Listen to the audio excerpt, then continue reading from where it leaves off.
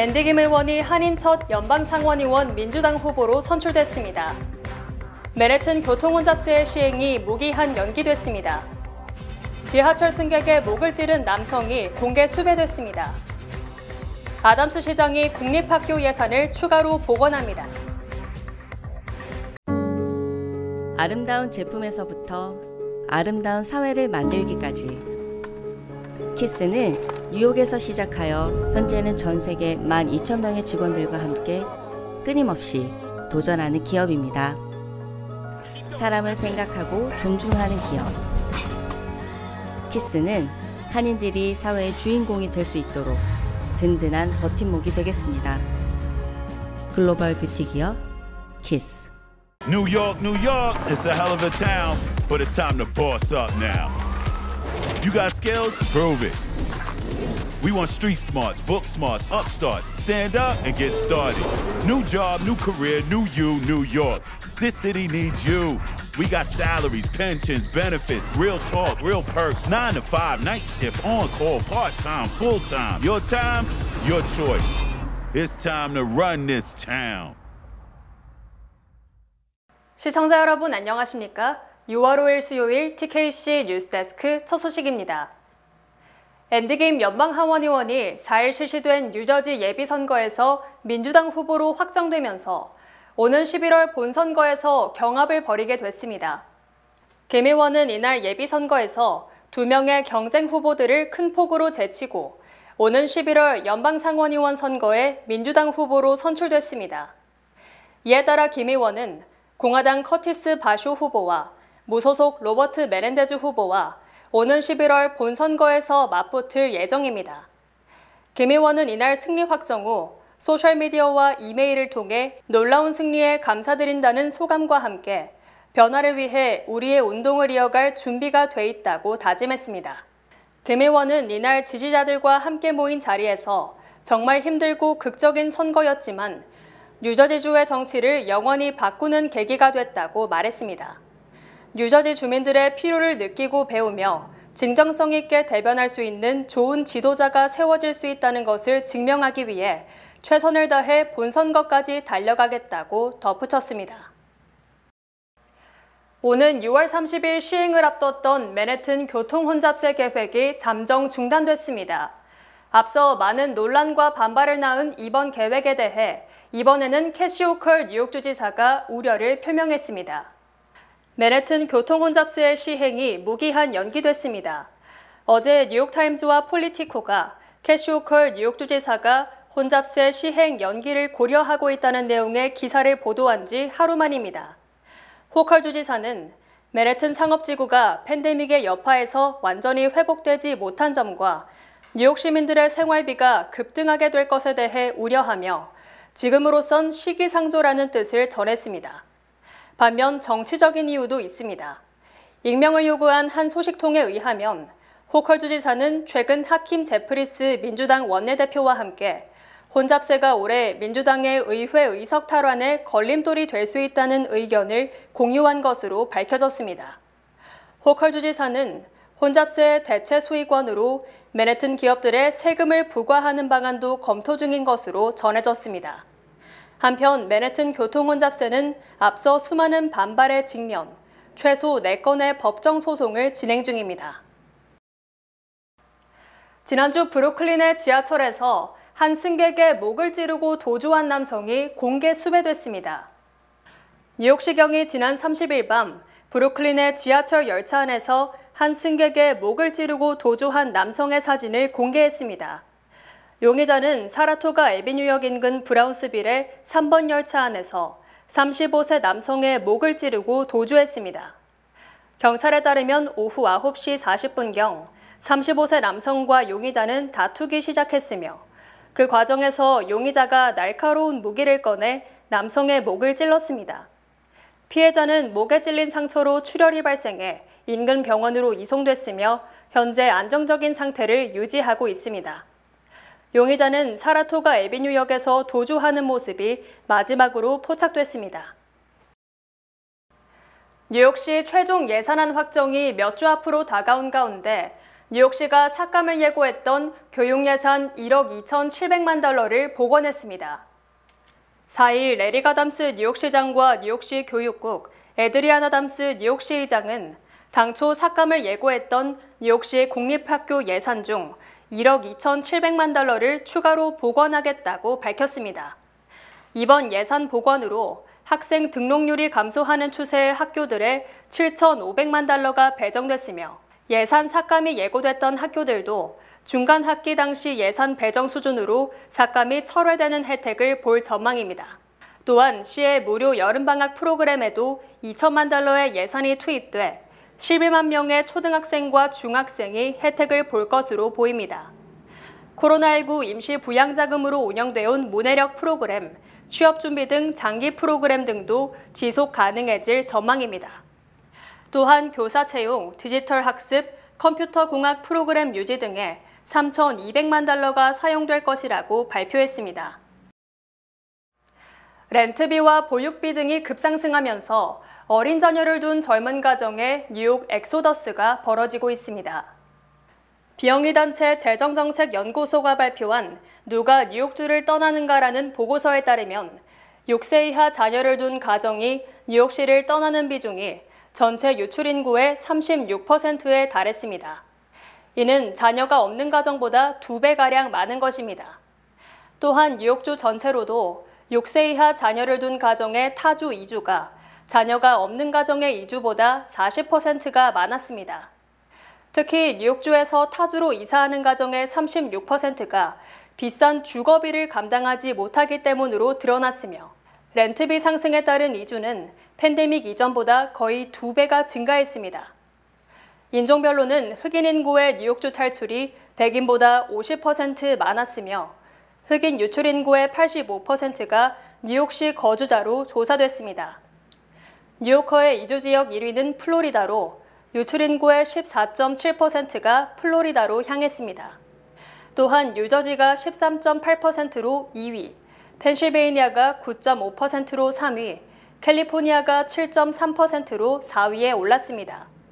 반면 타주로 이주한 뉴요커 중 소득 순위 상위 1위의 이주 지역은 커네티컷주가 27%로 가장 많았으며 뉴저지가 2위, 캘리포니아가 3위로 뒤따랐습니다.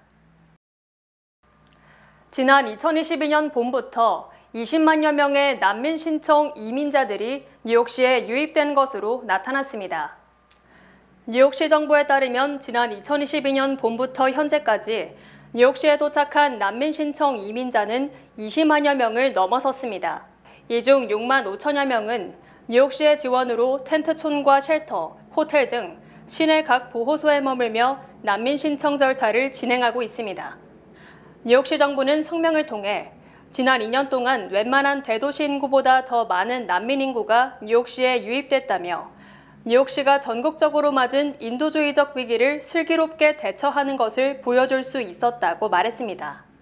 현재 65%의 난민 신청 이민자들은 시정부 지원 쉘터를 떠나 독립했다며 이를 자랑스럽게 생각한다고 덧붙였습니다.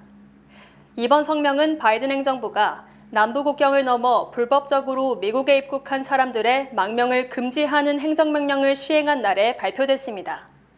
뉴욕시는 이번 행정명령을 환영함과 동시에 시가 그동안 난민 신청 이민자들의 46억 달러의 예산을 지출해왔고 현재까지 200여 개의 긴급 쉘터 등을 운영 중에 있다고 밝혔습니다. 지난주에도 1,200명의 난민들이 뉴욕시에 도착했습니다. 한인 입양아 2만 명이 시민권을 받지 못해 어려움을 겪고 있는 가운데 어제 모든 입양인들에게 자동으로 미국 시민권을 부여하는 법안이 연방 상하원에 상정됐습니다. 마지 히로노 민주당 소속 연방 상원의원과 수잔 콜린스 공화당 소속 연방 상원의원은 4일 입양인에게 자동적으로 시민권을 주는 입양인 시민권법을 발의했습니다. 또 아담 스미스 민주당 소속 연방 하원의원과 돈 베이컨 공화당 소속 연방 하원의원도 같은 내용의 법안을 하원에 상정하고 입법 절차에 돌입했습니다. 입양인 시민권법은 지난 2016년 제114차 회기 때부터 매 회기마다 상정됐지만 번번이 좌절되면서 입양인들에게 큰 실망을 안겨왔습니다. 현재 미국에 입양된 한국인 2만여 명을 포함해 약 4만 9천 명이 양부모의 비협조나 부주의 등으로 시민권을 취득하지 못한 채로 추방 위험에 시달리고 있으며 이들은 사회복지 혜택도 받지 못하고 있습니다. 특히 지난 1983년 이후에 출생한 입양인은 자동적으로 미국 시민권이 부여되지만 그 이전에 출생한 입양인은 이 같은 혜택을 받지 못해 인권의 사각지대에 놓여 있습니다. 바이든 대통령이 북한의 핵 문제와 관련해 이전과 마찬가지로 위협적이지만 위협이 더하지는 않다고 진단했습니다. 바이든 대통령은 시사주간지 타임지와의 인터뷰에서 북한과 이란 등의 핵 문제가 더 위협적으로 변하고 있지 않느냐는 질문에 나는 그것이 이전보다 더 위협적이라고 생각하지 않는다며 북한은 해결해야 할 다른 문제가 있다고 주장했습니다. 바이든 대통령은 북한이 이용할 수 있는 핵무기를 가지고 있는 한 항상 문제가 있을 것이며 이를 어떻게 막을 것인가가 문제라고 말했습니다. 또 트럼프가 3년이나 5년 전 백악관을 떠날 때 북한 및 핵무기에 대한 접근을 통제하는 협정을 맺지 않은 것이 잘못된 것이라고 강조했습니다. 하지만 전문가들은 북한이 핵무기 개발은 물론 미사일 등 발사 및 운송수단의 고도화에 성공했기 때문에 북한의 위협은 트럼프 때보다 훨씬 실체적이고 심각한 것이라는 것이라고 분석했으며 바이든의 인식은 너무 안이하다는 평가를 낳고 있습니다. 바이든 대통령은 이 가운데 믿을 수 없을 정도로 광범위한 인도-태평양 전략을 수립했다고 설명했습니다. 바이든 대통령은 인도-태평양 지역에서 광범위한 동맹을 구축, 수십억 달러를 투자했으며 태평양에서 이전보다 훨씬 강해졌다고 주장했습니다. 영국 고등교육 평가기관 QS의 세계 대학 평가에서 MIT가 13년 연속 1위에 올랐으며 서울대도 31위에 랭크됐습니다. QS가 어제 발표한 2025 QS 세계 대학 순위에 따르면 MIT가 13년 연속 1위를 기록한 반면 영국의 런던 임페리얼 칼리지가 2위, 옥스포드대가 3위로 조사됐습니다. 또 4위는 하버드대, 5위는 영국 런던의 캠브리지대, 6위는 스탠포드대, 7위는 스위스 취리히대로 조사됐습니다. 또한 칼텍이 10위에 올랐습니다. 아시아권에서는 싱가포르 국립대가 8위, 중국 베이징대가 14위, 싱가포르 난양공대가 15위를 기록했습니다. 특히 평가 대상인 1,500개 대학 중 한국 소재대학이 43개 포함됐으며 서울대가 82.3점으로 세계 31위에 올랐습니다. 서울대는 2023년 29위를 기록했다가 2024년 41위로 하락한 뒤 다시 10계단 상승했습니다. 또한 28위에서 32위로 하락한 일본 동경대를 앞질렀습니다. 또한 카이스트가 53위, 연세대가 56위, 고려대가 67위, 포항공대가 98위로 100위권 내에 한국대학이 5개 포함됐습니다. 미국민들의 투자 소득이 사상 최대 수준을 기록하면서 고물가 속에서도 소비가 줄지 않는 동력이 되고 있습니다. 연방상무부는 올해 1분기 미국민들의 이자 및 배당 소득이 3조 7천억 달러를 기록했으며 이는 4년 전보다 7,700억 달러, 약 25% 정도 증가한 것이라고 밝혔습니다. 또한 연준 조사 결과 지난해 4분기 주식과 부동산, 연금 등 미국민의 총 자산 규모도 역대 최대 수준으로 나타났습니다. 특히 최근 몇 년간 미국 내 모든 소득계층에서 임금과 자산이 증가했지만 백인과 부유층, 대졸자, 베이비붐 세대들이 저금리에 모기지로 구입한 주택과 주식 자산을 통해 많은 부를 챙긴 것으로 조사됐습니다. 경제 전문가들은 연방정부가 팬데믹 당시 국민들에게 막대한 지원을 했으며 청정에너지 프로젝트 등에 필요한 예산 마련을 위해 20년 만에 최고 수익률로 국채를 발행하면서 개인들의 자산이 늘었다고 분석했습니다. 또한 올해 금리 상승으로 주가가 하락할 것으로 전망했지만 인공지능 열풍으로 인해 테크 기업과 반도체 제조업체, 심지어 전력 등 유틸리티 기업의 주가가 오르면서 주가 지수가 사상 최고치를 기록했습니다. 미국민들의 이 같은 투자 수익은 식당, 호텔, 상점 등을 통해 실물 경제로 유입되면서 경제를 살리는 원동력이 됐지만 거꾸로 인플레이션 2% 도달은 조금씩 더 더뎌지고 있습니다. 지난 4월에도 구인 규모가 계속 감소세를 보이며 3년여 만에 가장 낮은 수준을 기록했습니다. 노동부가 공개한 구인이직 보고서에 따르면 4월 구인 건수는 805만 9천 건으로 3월보다 29만 6천 건 줄었습니다. 이는 2021년 2월 이후 3년 2개월 만에 가장 적은 것이며 다우존스가 집계한 전문가 전망치 840만 건에도 미치지 못했습니다. 미국의 구인 건수는 2022년 3월 1,200만 명으로 정점을 찍은 뒤 계속 조금씩 감소하고 있습니다. 하지만 팬데믹 이전 700만 언저리에 머물렀던 것을 감안하면 여전히 높은 수준을 기록한 것입니다. 구인 건수 등 노동 지표는 연준이 인플레이션 2% 목표를 달성하기 위해 가장 주시하는 지표로 노동시장에 대한 수요가 해소돼야 물가가 내린다고 전망하고 있습니다. 대기업 본사가 텍사스로 대거 몰리는 가운데 텍사스의 뉴욕에만 먹는 증권거래소 설립이 추진되고 있어 귀추가 주목됩니다. 월스트리트저널은 세계 최대 자산운용사인 블랙락과 세계 최대 온라인 증권거래 업체 중 하나인 시타델 증권의 지원을 받은 가칭 텍사스 증권거래소가 텍사스주 달라스에 새 증권거래소를 설립할 계획이라고 어제 보도했습니다. 가칭 텍사스 증권거래소는 현재 개인과 대형 투자회사로부터 약 1억 2천만 달러의 투자를 유치했으며 올 연말 증권거래위원회에 증권거래소 설립 서류를 제출할 계획으로 알려졌습니다. 텍사스 증권거래소 최고 경영자는 제임스 리로 한인들이 많이 사용하는 성을 가졌지만 한인이 아닌 백인 기업가로 확인됐습니다. 제임스 리는 달라스가 전 세계의 금융 중심지는 아닐지라도 미국의 금융 중심지 중 하나가 돼가고 있다고 주장했습니다. 현재 텍사스주는 세금 감면, 규제 완화 등 기업 친화적 정책을 펼치면서 엑손모빌, AT&T, 아메리칸 에어라인, 골드만삭스 등 포춘 500대 기업의 본사를 대거 유치한 상황입니다. 하지만 최근 20여 년 동안 보스턴 증권거래소, 시카고 증권거래소, 필라델피아 증권거래소 등 미국 10여 개 지역의 증권거래소가 설립됐지만 단 한 곳도 제대로 운영되는 곳은 없는 상황입니다. 퀸즈 플러싱에서 자석 낚시를 하던 부부가 현금 10만 달러가 담긴 금고를 낚아 화제가 되고 있습니다. 자석 낚시를 즐기는 한 부부가 지난달 31일 퀸즈 플러싱 메도우스 코로나파크에서 오래된 금고를 낚으면서 매우 특별한 날을 갖게 됐습니다. 이 부부가 낳은 오래된 금고에는 현금 10만 달러가 발견됐기 때문입니다.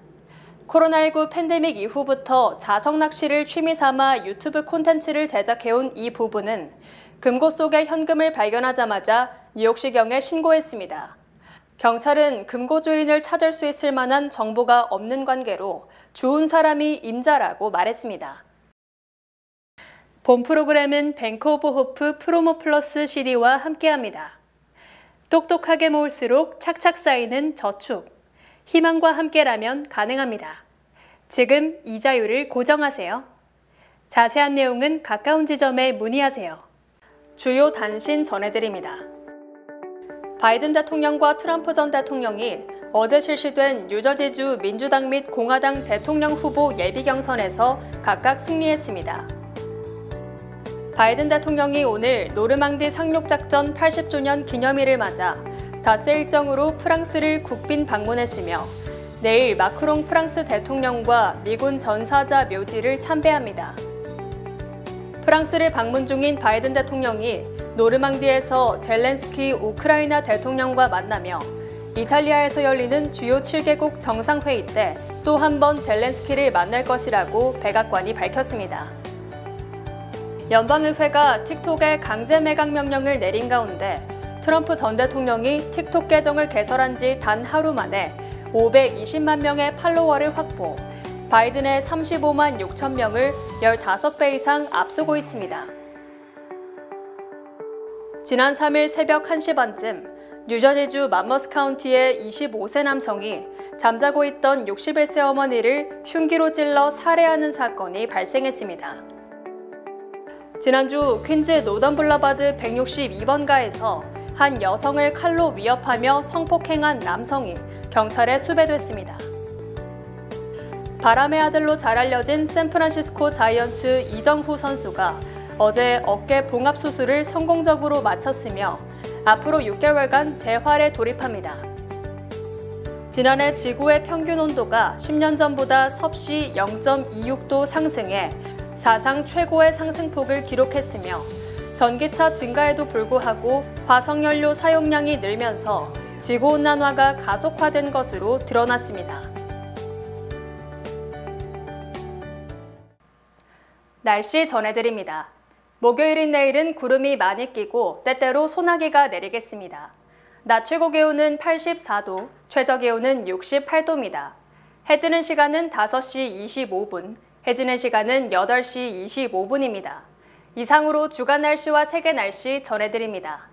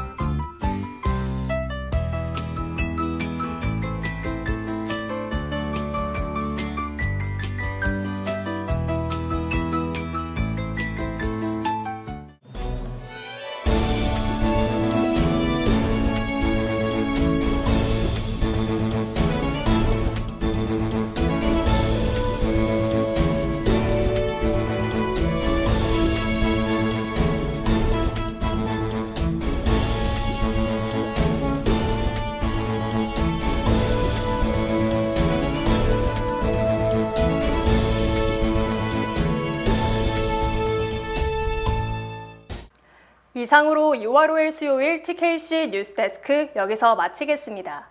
시청해주신 여러분 고맙습니다.